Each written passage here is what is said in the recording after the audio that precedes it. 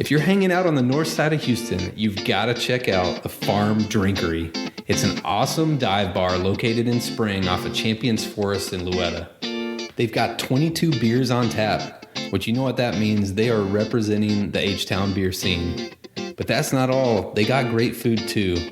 My personal recommendation is to try out the world-famous wings. But the only thing better than an awesome new dive bar is a beer and food discount. You heard it. Beering Ain't Easy podcast listeners can go in and give the code BeerNerd20 for 20% off your bill. That's BeerNerd20 for 20% off. Come for the great atmosphere and stay for the free high fives. God damn, I need IPA. This is Beering Ain't Easy, your podcast for beer humor, dad humor, and beer tastings from Texas and beyond. So crack one if you got one and turn it up.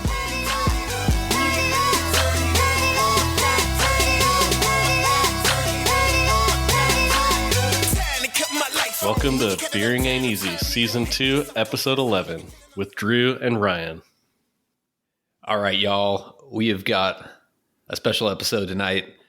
We are going to be talking about hype beer and the hype beer economy.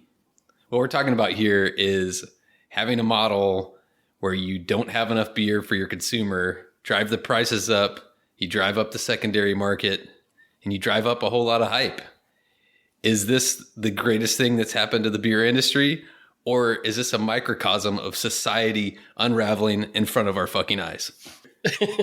But first, let's drink a beer, man. I'm going to come in strong tonight. I was going to say, you got me pondering life over here. I need to have a sip. What are we sipping on today? Just to keep us on the hype beer track here, we are drinking Holy Ghost Triple IPA by Parish Brewing in Broussard, Louisiana. Ryan, you just came from Parish recently, right? I did. So I did a quick day trip offshore this past weekend, and on my way down there, I stopped in at Parish, had a couple, tried one of their special releases. Yeah, it was really good. They didn't have any more. Speaking of the hype beer market and not enough, they were all sold out at to go, so I wasn't able to get any to bring with me. So sorry, Drew. Hey, it's happened. I've been in the online checkout line many times for Parish and have not come out with the hype beer release. And so for the listeners out there, you're probably more familiar with Ghost in the Machine. Holy Ghost is the triple of that. And there's also a double dry hop version that I've yet to try. And by the nature of hype beer, since I haven't had it, it's probably the best out of the three. What do you think, Ryan? Have you had that one? Oh, it has to be. There's no other way for it to go. The best beer is always the one that you haven't had yet. That is absolutely true. So why are we talking about hype beer? I'm not a business major. We were hoping to have Adam on since he's got his MBA and could educate us with his business acumen. But I know a little bit. I know that, typically limiting the supply, driving up demand, driving up prices goes against the basic principle of economics, but it seems to work for breweries and some other businesses. So what the heck? We want to know why are we doing it?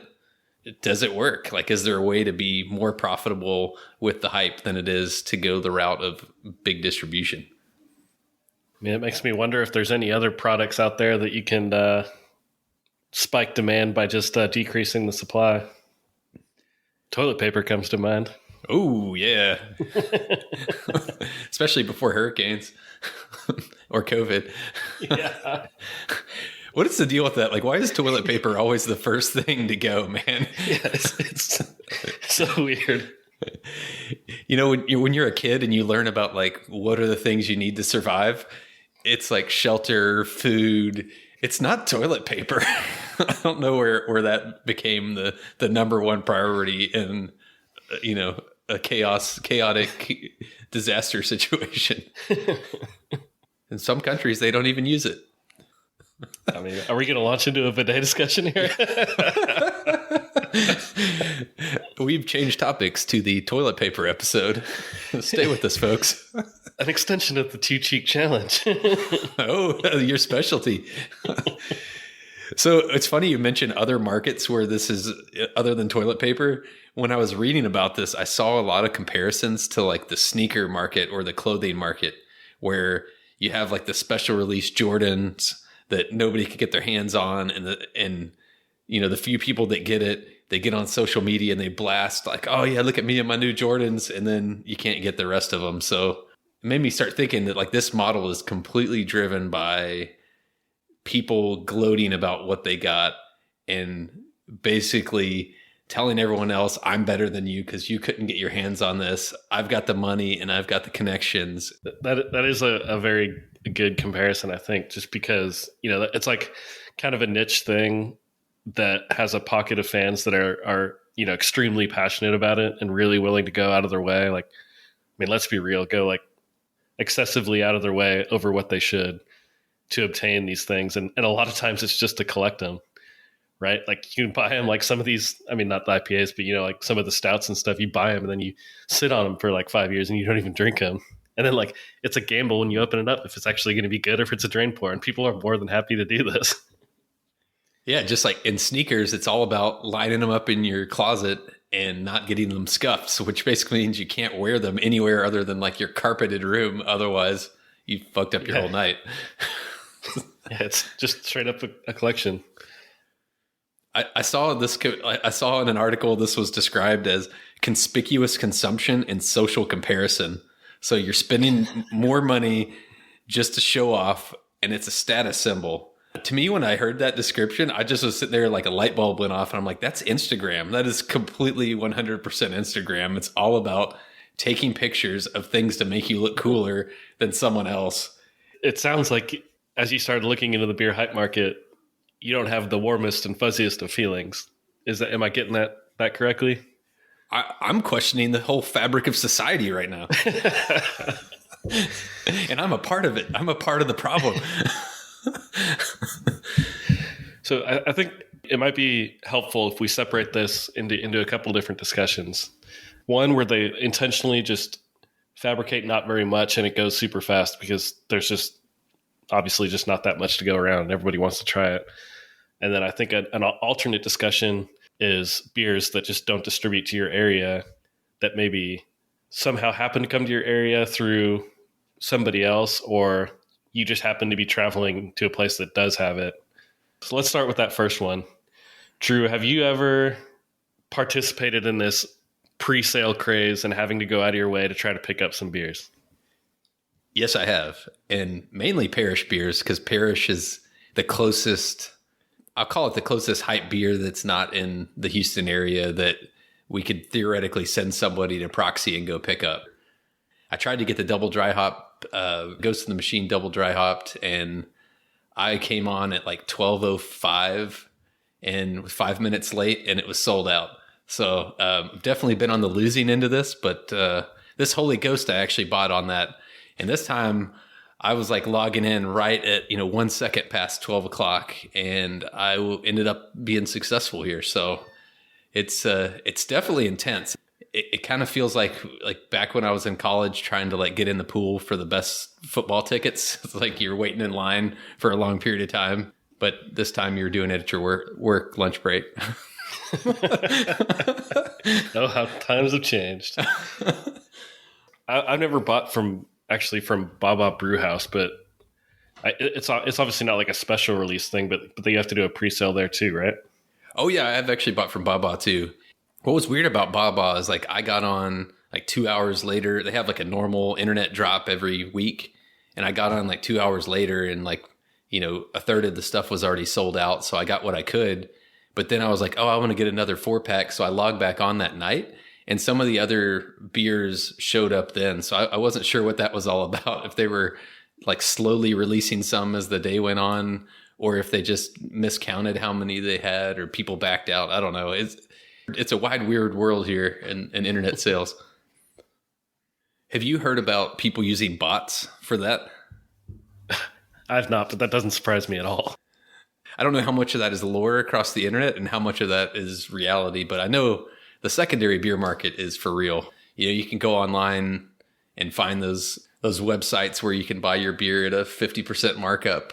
the whole beer mule concept, and they get on and buy up like mass quantities of the beer. Between people like that and like the PS5 hoarders, and same thing with like Jordan's coming out and stuff. Like, I feel like those are like the worst kind of people that just like buy it, just straight up flip them, making money. Like, come on. Yeah, it just feels like there's nothing about it that feels like clean business. You know what I mean? It's like you're just taking someone else's product and like slapping a premium on it and trying to sell it in a sneaky way that's questionably legal, and you're probably not paying taxes. Yeah. So I just thought about this. I guess like when tap rooms do like their pilot batches and they do like tap room only releases, I guess that's kind of like a miniature version of like the scarcity market. They obviously only have that small batch since they're not going to commit to a full one. But I mean, we kind of talked about it on the What Draws You to a Brewery episode, is that will draw you in, is that like, hey, I can't get this anywhere else. I want to go try it. That's probably like the most pure version of it. Yeah, I think that's why this is such a tough topic, because like there's some level of hype that is done tastefully, and others that just makes you roll your eyes. And like, I want to know what's the right way of doing this. And is there a way that's more profitable than others? What do you think, like other than taste and like the quality of the brewery itself, what do you think are like the factors that get you hyped up to go to buy a beer, whether it's on an online sales or go show up in person? Probably for me, I think what would make me most excited would be like something that's like my favorite beer at a brewery, if they were to take that and do a variation of it with something that like is really intriguing sounding to me. Say, yeah, the Holy Ghost, and then like, oh yeah, we're going to come out with a dry hop version of it. And it's like, ooh, I want to try this. Like with an experimental hop, it's like, ooh, okay, you got my attention. Yeah. Or like, got that from New Zealand. Yeah. Sticking with the Parish theme, that specialty release I had in their tap room last weekend, it was a collaboration with Mostra Coffee in San Diego, who won the 2020 Roaster of the Year. So they added a whole bunch of espresso to their whatever base stout they used, and it was like so good. So if you see something like that, like such like an amazing like roaster from someplace that it's not near you or whatever, it's just like so intriguing. Like, yeah, I want to go try that. That's a pretty good one. I have some others here I think that can be a factor. Yeah, let's hear it. I think the packaging, like what if it's a canned beer, like what does it look like? Sometimes that's enough to draw your attention. It's the can art. I think if it's a collaboration, I don't know what it is about that. It's like, oh man, Parish is doing a collab with Other Half Brewing in New York. This is going to be the bomb. But I don't really know like how much collabs really is. I mean, are they using someone's hops and they call it a collab? I mean, you don't really know how collaborative that process is. I mean, the scarcity obviously draws up some attention. Some of the other things when they talk about the hype beer market, it's all about like, are they dropping it every 2 weeks? Because that just gets you into this rhythm of like expecting it from that brewery. So you get hooked on a brewery because you're like, oh, in 2 weeks, they're going to drop something I've never had before. And it's like crack cocaine, man. You just keep coming back every 2 weeks. Get you trained. I mean, they're not like a hype beer place, but like Eureka Heights seems like they do that well, right? Like they have like a schedule where it's like every couple of weeks, it feels like sometimes they're dropping something. So before the pandemic, yeah, they used to have like every, I think Wednesday or maybe Thursday, they would have a new tap room released every week. And then when the pandemic shut everything down, obviously they weren't doing that, but they were coming out with 2 new beers every single like week or every other week and selling them at their drive-thru. It was like mind-blowing the amount of turnaround they could get, like with new labels, new names, new styles. It was crazy. So yeah, they're really good about rotating out beers and like always having new stuff that, even if they have stuff that comes back after like a year, it's always exciting to see it come back up. You're like, oh yeah, I forgot about that one. I want to go try it again. I feel like with modern day brewing equipment, where it's a very automated process and you've got different additives and you've got recipes and stuff. Like I know a lot of these places are just like changing one thing, like one hop or just one minor ingredient. And they're like, they almost have like a product wheel. So like the transition between those two products is easy. You're like, I don't even have to change the programming. I'm just going to change this hop over here, just hit go and put another label on it. And it's a new beer, man. Yeah. I mean, if you swap out like a hop or two or, add it a few minutes earlier or later in the boil, and like you can change the dynamics enough that, you could get away with that for sure. Slap something like some stolen IP from like a 90s video game. You're done, baby. So back to your other topic of like when you can't get your hands on something because it's only distributed locally, and then all of a sudden distribution opens up and you get your hands on it. Has that ever impacted you where you had put this beer on a pedestal because it was far away beer or like unreachable beer, and then now it's here and you're like, man, it's here. It's an HEB. I don't care that much anymore. Without fail, every time a new beer comes to Texas, you buy it when it first gets here, and then it just kind of fizzles out and goes away. Like, I mean, I swear this isn't a Parish episode, but when Ghost in the Machine wasn't coming to Houston, it was like you heard about it. It was like almost like a mythical thing because they didn't distribute like hardly anywhere, right? The first time I had Ghost in the Machine, we used to go to vacation. We'd rent like a cabin in Colorado the same week every year. And the family that would rent the cabin next to us on that same week happened to be from Louisiana. And once we started to get to know them, we found out we both liked beer. One year they show up and they give us some Ghost in the Machine. And so that was the first time I got to try it, was in Colorado, because we met some people from Louisiana and they brought us some. And it was like, it makes it so much better. You're like, oh my God, I actually have one. I'm trying it. I'm up in the mountains in Colorado. Like, this is like the best thing ever. And then it comes to Houston. And I mean, when was the last time you bought Ghost in the Machine just to have on hand in your fridge? Actually, more often than not, because Meredith likes drinking it and she likes drinking the same beer. So, but for me, no, I'm buying something new every time. Well, fuck me. I just ruined your theory. Yeah. You've told the story on the podcast before.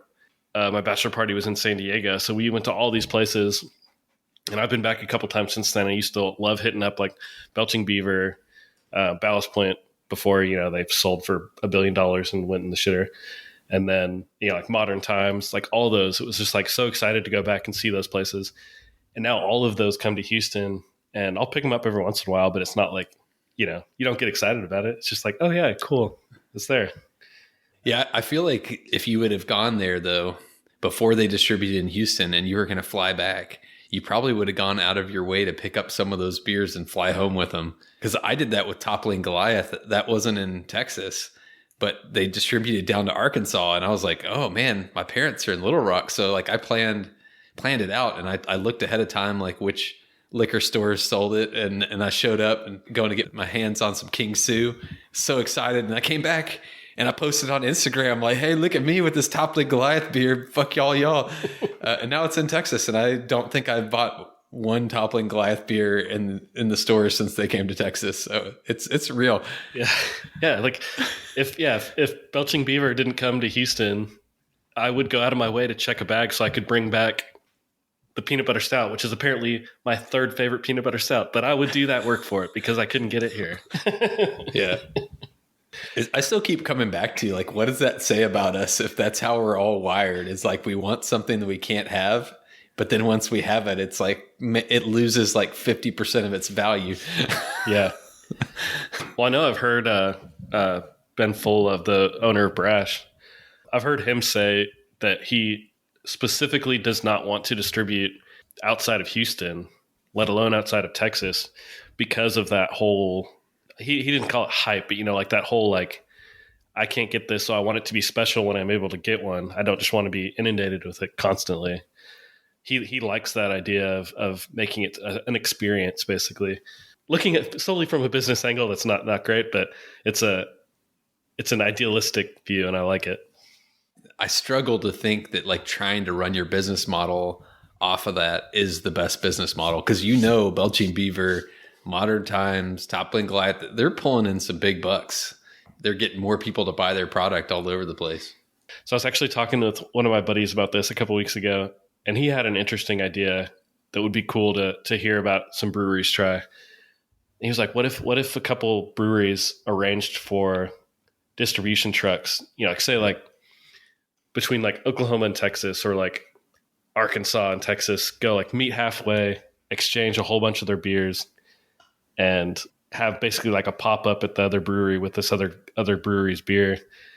So you just have like this one-time drop of all this new beer that you've never had before, just to expand it to new people, build some hype, get some people into your brewery. I was like, I like that idea a lot. That'd be fun. Like, I know Weathered Souls in San Antonio, occasionally they'll drive through Houston and they'll drop at a couple different locations and you can get a hold of their beer. I like that idea. And I saw, I mean, if you're into the slushy beers, I saw that 450 North had like snuck into Houston like a week ago and they dropped it Flying Saucer in a couple places. I think that's that same. I think they're putting some market feelers out there. Like, could I make it or not? I mean, I would do that if I was a business before I fully committed to putting a bunch on like an H-E-B shelf. Yeah, that's true. Yeah, and this all, of course, is would have to be done very, underground, since distribution laws and all. Yeah, crossing state lines. Back to the moonshine days. Put it in the back of the station wagon. I mean, let's bring it back to what craft beer was all about, right? Yeah, I guess there's one that we haven't touched on, which is, this new e-commerce day and age, is the online marketplace. Like, I know I've done Tavour, and I know Drew, you've done one also. Yeah, I've done Halftime Beverage, which I was able to get a pretty sweet gift card from the meme competition that I won last year. But that's right, yeah. Not to humble brag here. Yeah, that's another way, I guess, to increase the opportunity to get beers that don't normally come to you. I know. I think you'll have to speak to Halftime Beverage, but I know Tavour, they like release like a beer or two every day, and it's just like people that teamed up with them, and they have X amount to sell, and once they sell out, it's gone. But I know I've gotten a lot of beers from breweries I've never heard of, or breweries I have heard of, but have never actually seen their products in person. I've been able to try a lot of new stuff that way. And so that's a kind of a not so much hype, but it's just like a, kind of a scarcity treat. Yeah, I liked the Tavour beers you brought home, because like there's some of them where you look on Untappd and there's only like 1,500 check-ins. So it's not like it's a mass-produced beer. You're getting something that's a smaller lot, specialty that it makes me wonder like how much they're selling locally versus how much they're just selling directly through that online company. Halftime Beverage it seemed like most of their beers were centered in New York or the Northeast, but those are beers we can't get at all in Houston. So I was super excited because they had the other half on there. They had Mortalis. They had who else did they have on there? They had Three Floyds in Chicago. There's just a lot of ones that like we can't get at all in Houston. And so I got super excited. But if I hadn't had that gift card, I would have had like some serious sticker shock, because like the single price on most of those beers was like, it was like $8 to $10 a single, plus like a $20 shipping fee for whatever you get back to your house. So it adds up quick. That's extremely close to the price model for Tavour as well. So I understand what you're saying. Yeah, you pay the price for that convenience and that novelty. Have you ever heard the term hype beasts before? Because I saw that when I was reading, and I was like, I'm going to start using that in my vernacular now. It's like, got this hype beast, bro. That rings a little bell in the back of my head, but I cannot tell you at all where I've heard that from or what the context was. So I feel like that's a good spelling bee word. It's like hype beast. Can you use that in a sentence? Gotta watch that. That's what the kids these days are going to be like, spelling bees. First grade, spell YOLO. Actually, that's already way in the past. I'm already showing my age here. Oh, damn. That's a throwback. Damn it. Cut it. I would try to correct you with a modern term, but I don't know them. Once you say it, it's old, man. Once it's said by somebody, a white guy of our age, then it's not cool anymore. It's done. It's dead. For sure. It's got to move on. It's the Beering Ain't Easy slang killer of the day. We're just going to throw out a random word we learn and kill the hype on it. This beer is crunk, bro. Some old shit here. All right, to wrap us up here, we've been all over the place. So Can you think of an example of like what's the right way versus the wrong way of driving the hype economy? So we basically already said it with Eureka Heights, but I like the taproom only special release pilot batches. Like those are always fun. They had like some system where you didn't have to do like a huge pre-sale thing. It didn't have to be super complicated. They kept it nice simple. They had enough where it wasn't going to run out that day. So it wasn't like, like you were talking about, you have to be on there within 5 minutes or you're not going to get it. Like that's such a hassle. So I like the fact that it wasn't going to run out that day, but there was just enough hype where you're like, I want to get one of these eventually before they run out. I think that's kind of the sweet spot. I like it. I think the other thing, which some breweries do that I think is the tasteful way of doing the hype, is that if you're a local and you can sign up for some sort of like membership or like a club within that brewery to where you have access to all those releases, because that's what they do in like Napa for wines, right? Like if you join their winery distribution club, then you get access to what they release. And so I think that gives a pathway for the regulars to always get the beer, because that's when you hear these things go wrong, is when one of those hype beer places has a quote unquote local that can't get their hands on the beer because all the beer mules are stealing it, and then they go on blast on the internet and they're like, this brewery sucks because I can't get beer here and I live just down the street. So, people are going to bitch about everything, but I think, if you provide a pathway that the locals can get it, then you can't really bitch about anything. Yeah, that's a good point. You got to make sure you take care of the people that got you there, essentially. As long as you can do that and figure out a way to do that, then you get a lot more grace on the outskirts of it. Well said, Ryan. So before, I think we'll have a little time at the end of this episode where we can hit maybe our last two brewery recaps that we have sitting around here. But do you want to talk a little bit about this Holy Ghost beer? Full disclosure, we've had this before. We're not trying this for the first time. When we first got it and it was fresh, it has some hop burn to it, which I know I've said before is I actually like it most of the time. That's mellowed out now, but it's still extremely like punch you in the face, like hoppy. So it's still super good. I can't imagine what like the double dry hop version. I mean, granted, the double dry hopping is not going to add more bitterness. It's just going to add flavor and aroma, but I'd be pretty curious to see if you added extra hopping on top of this. It'd be pretty intense. I mean, I love this beer. I think, I don't remember what I rated it on Untapped, but it was pretty dang high. Like, this is a good beer. I get like a lot of tropical flavors, like pineapple, like passion fruit, like those type of like tropical flavors. It's got a real thick mouthfeel, but man, this thing is boozy. This has got a lot of ABV to it. So like, you start drinking it and it starts going to your head almost immediately.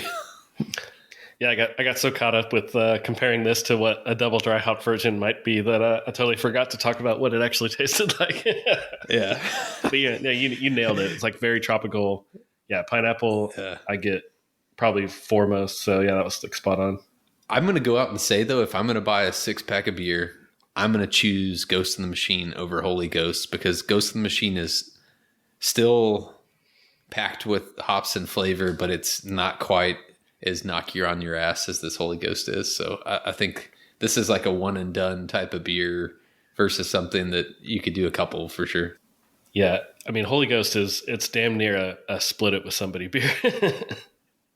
All right. Before we close out the episode, if you've been following along with us this season, we've from time to time, we'll hit the brewery recaps on the Houston or the H-Town Brewery Challenge. You can follow along with our comments in the pretty fancy Excel spreadsheet, if I may say, on crossthestreamsmedia.com, mostly populated by Ryan and I.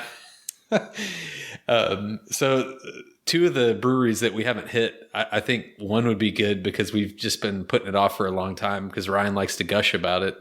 And that would be Eureka Heights. So do you want to just go ahead and like get your... get the Eureka Heights out of your system since you've already broken the ice today? Yeah, we've already gushed about Eureka Heights today. So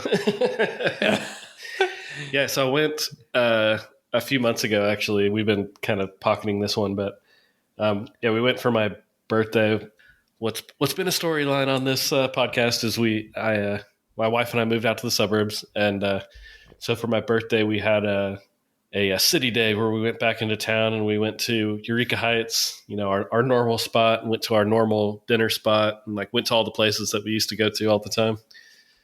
So yeah, we went to Eureka Heights, and taproom manager stopped by and asked us how Cyprus was. So only to say that to speak to that they're just super friendly. They care about the people that come in. Obviously, like the whole setup, there's tons of space to move around, tons of different styles, including their own seltzers and anything from like tart beers to seasonal spiced stouts and stuff. So they'll have stuff that you like for sure. Can't say enough good things about it. I've said it. They're my favorite brewery, and I haven't budged from that. I love the devotion. So that's a glowing endorsement by Ryan. So the only other brewery that I thought I'd throw out there today, and this is one I think as far as the challenge goes, I think Ryan checked it off the list, but I've been there so many times that I'll kick us off and let Ryan add to it. And that's St. Arnold, which is the OG of Houston. They've been here the longest. When I lived in Houston before I moved to California for 6 years, it's the only Texas craft beer that I even remember other than Shiner, which is a staple of Texas. But St. Arnold has been there, and they've got one of the best outdoor setups and restaurant setups of any brewery in the city. They make some really well-made beers. You can show up at their tap room, get dinner. They have brewery tours, which are pretty fun because you go into the old part of the brewery and get to see how things are made. I took my girls out there because that's what you do with small kids. You take them to a brewery tour. But speaking of kids setup, they have this great maze. It's like a shrubbery maze that the kids can run around and play for hours. And like I've spent so many times where they have like a giant TV, you're watching a game, you're drinking beer, got great food, and you just let the kids just go off and get lost in that maze. So mad respect to them. They're not when we talk about hype beer today, they're anti-hype.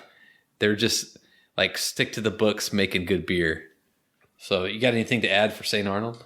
Yeah, I mean, with the whole hazy beer craze, they were reluctant when they finally did come out with one. They're like, all right, we're going to do it our way. We're going to use noble hops and, not make it so tropical and fruity and crazy, more like, right in line with our style. So yeah, they stick true to their roots. Yeah, this is another one that I'm not going to hide my bias towards. I had my rehearsal dinner at St. Arnold. So yeah, the beer garden, just a fun fact. If you look up at the ceiling, it starts covered, then it slowly gets uncovered towards the outside. And the design idea of that was that it's kind of deteriorating buildings all around it. So he wanted the beer garden to kind of deteriorate, kind of to blend in with the rest of the buildings around it. So it almost looks like a skeleton of the building by the time it gets to one end of it. And I'm learning now that deteriorate is a very hard word for me to say. But that's that Holy Ghost, man. You're feeling that Holy Ghost. It's not even that. I've only had half of this, and that's it for tonight. Like, I wish I could blame it on that. You're drinking the Father, the Son, and the Holy Ghost over there. They have an awesome view of downtown. They have a huge TV that lifts up and plays games and stuff. So it's a super good experience. It's good if you're around the area. You need to go check it out. The one thing I forgot to mention about St. Arnold is I went there wearing one of my Beering Ain't Easy t-shirts, and I struck up a conversation with one of the waiters, and we were talking about hype beer. We were talking about breweries in Houston, and we were like geeking out about it. Real nice guy. And I've been back there like a couple times since I talked to him. And like every time, like, I don't know how waiters, like certain waiters are really good at this, but like, I'd see him and I'm like, oh, he's not going to remember who I am. He'd come over, hey, it's the podcast guy. I was like, oh, this guy is awesome. So just because he recognized me for that, like they won a lot of like bonus points in my book. So I think that wraps us up today. I think we've extinguished our hype topics. We have explored what hype beer is and what it's doing to our economy and our society and our psychology. So think about that when you're on Instagram, posting a picture of yourself with something that nobody else can get. Are you part of the problem? Or are you part of the solution? I don't know, man. This Holy Ghost has gone to my head. I started dying laughing when you called it a shrubbery, man, because all I thought of was Monty Python. I demand a shrubbery. You should have said something about it. I didn't want to interrupt you. I was like waiting for a pause, and I was going to say it. I think you mean a hedge maze, sir. A shrubbery. If you like the podcast, hype us up to your friends, but, a tasteful hype. We'll see y'all next week. This has been a Beering Ain't Easy production in Houston, Texas. Follow us on Facebook or Instagram. And if you want to see what we're drinking, our untapped handles are Beering Ain't Easy Adam and Beering Ain't Easy Drew.